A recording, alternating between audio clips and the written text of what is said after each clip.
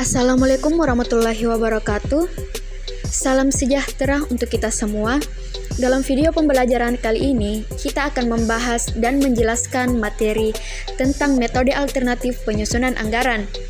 Sebelum menjelaskan materi secara rinci, harus kita pahami bahwa metode alternatif penyusunan anggaran terbagi menjadi 5 bagian, yaitu alternatif target costing, alasan target costing digunakan, siklus biaya, dan pengimplementasian target costing.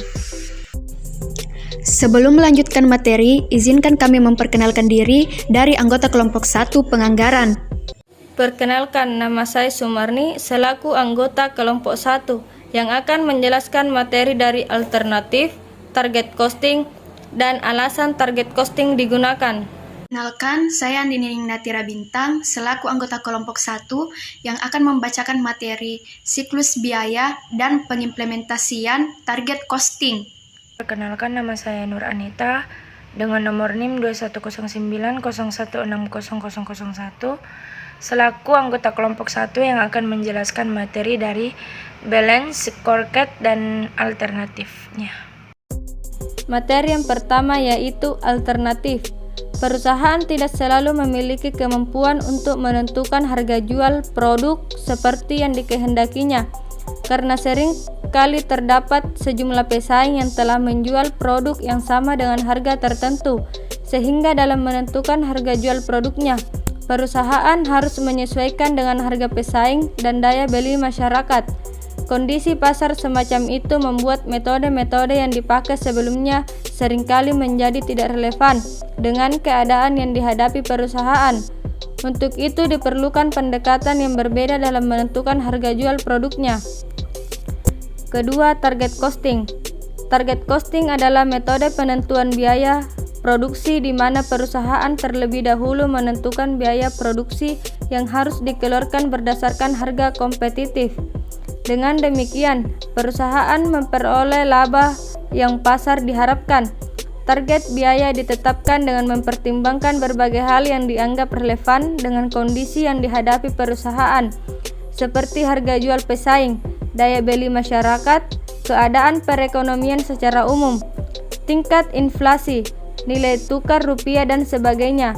Berdasarkan pertimbangan-pertimbangan tersebut, perusahaan menentukan biaya produk yang diharapkan. Yang ketiga, alasan target costing digunakan. Ada 2 alasan utama mengapa target costing digunakan. Yang pertama, perusahaan tidak dapat menetapkan dan mengendalikan harga jual produknya secara sepihak. Yang kedua, sebagai besar biaya ditentukan pada tahap desain. Siklus biaya dari target costing yaitu riset dan pengembangan, desain, produksi, pemasaran produksi, dan pelayanan pada pelanggan. Pengimplementasian target costing untuk mengimplementasikan metode target costing di dalam perusahaan, tahap-tahap yang harus dilalui oleh perusahaan adalah 1.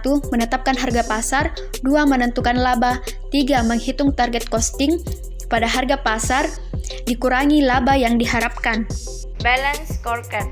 Balance scorecard merupakan alat manajemen kontemporer untuk membuat anggaran kinerja, rencana kerja, dan penilaian kinerja manajemen perusahaan yang mencangkup aspek keuangan, pelanggan, proses bisnis, pembelajaran, dan pertumbuhan. Balance scorecard mencangkup 4 aspek penting di dalam organisasi, yaitu 1. Keuangan, 2. Pelanggan, 3. Proses bisnis, 4. Pembelajaran dan pertumbuhan.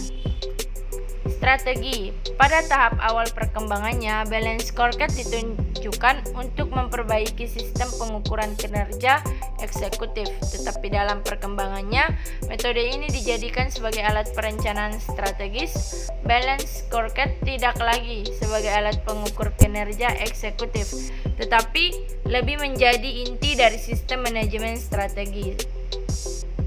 Sebagai alat perencanaan manajemen strategi, balance scorecard dipergunakan sebagai indikator dari seluruh perencanaan beserta realisasi aktivitas usaha sebuah organisasi. Balance scorecard seperti dashboard mobil yang berisi seluruh instrumen yang mengendalikan kendaraan tersebut. Terima kasih, sekian dari materi yang telah kami sampaikan. Lebih dan kurangnya mohon dimaafkan. Wabillahi taufiq wal hidayah. Wassalamualaikum warahmatullahi wabarakatuh.